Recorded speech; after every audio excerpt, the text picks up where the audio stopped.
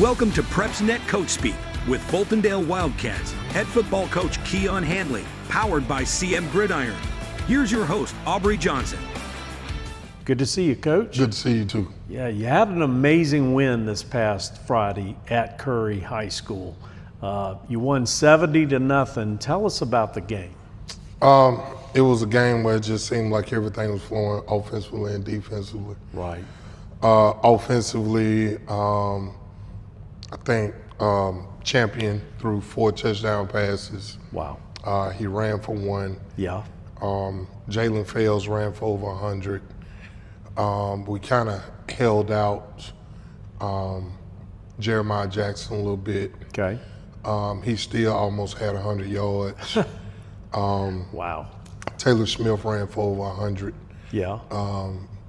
So we had a lot of guys that did a lot of good things. Yeah, for sure. Offensive line, once again, they dominated in the run game aspect. Right. We did have some unnecessary penalties that we got to clean up. Right. Defensively, I did challenge them this week to get more turnovers. Right. But we got to secure the tackle in the process of getting the turnover. Yes. And I think that's one thing where we kind of messed up at that I was not happy about. We were punching at the ball. And a few of them did pop out. I felt like maybe the whistle was a little early, but hey, you know, it just was one of those things. And, you know, shout out to my young offensive lineman I had. Right. 3 8th grade linemen that got a chance to get in the game. Nice. And, Taylor ran behind those guys, and they provided a spark, and we got a couple of touchdowns behind them. Well, good deal.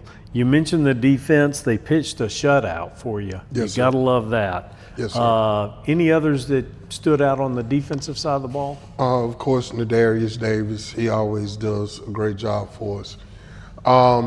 We had a older kid that was out due to some injuries. Right. And we had to play an 8th grader, Jordan Rice, at that defensive tackle position. Okay. And Jordan did a great job. Okay. Jordan did a real good job. He's going to be special. Awesome. Kid with great work ethic, a kid with great character, a kid that I'm looking forward to coaching over the next 4 to 5 years. Right. Okay. How about injuries? How did you fare? We're healthy. Good. Excellent. You can't do better than that, right? Yes, sir. Well, we'll be right back to discuss what could be happening next right after this. PrepsNet Coach Speak is powered by CM Gridiron. CM Gridiron is your home of fan-focused Alabama high school football.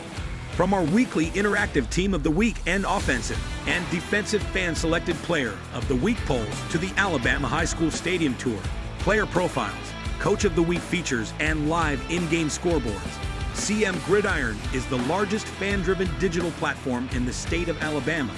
Your team, your voice, your vote, your game. CM Gridiron. So, Coach, you finished up your regular season, about to start into the postseason. Before we do, though, tell us what the senior class has meant to you this year, here now that they finished up the regular season. This senior class is a very unique group. Right. This being my second season here at Fultondale. They are a very, very talented group. We got 18 seniors that play phenomenal ball. Pretty much all of them are contributors in some form, shape, or manner.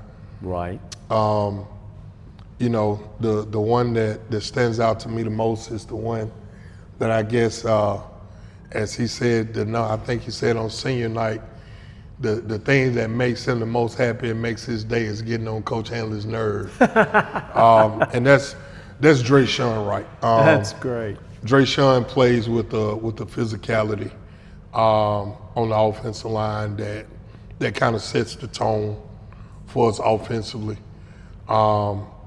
Jeremiah Jackson, his ability to run the ball, being explosive, being violent, just the way he plays the game, man. Right. If he wouldn't have had that shoulder injury, he would have easily ran for over 1,000 yards this season. It's crazy. And just to think about it, I think he's only played maybe 4 of the 5 games. Right. And he has 600 and almost 50 yards rushing. Wow. And That's crazy. You know, these seniors defensively, Elijah, Torrance, Ant on the D line, Right. just all these guys, Boogie. Yeah. You know, they've set a tone Yes. that when you come behind them, there's a standard here now. Right.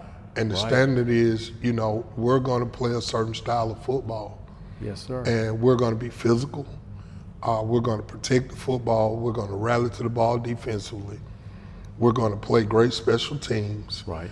And we're going to find a way to win. And we finally, I think the biggest relief for these guys were being able to go in a hostile environment like when we went to Haleyville, Right. and get that win, because that's what we've been missing. Right. Can we go to the opponent's house and dominate, no matter the circumstance, no matter the environment? Right. And we were able to do that, and I'm so proud of them for setting that tone and setting that standard.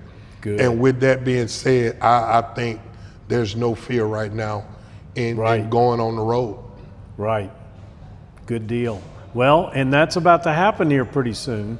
You've got, you don't know who your opponent is. You know you're going to postseason, playoffs.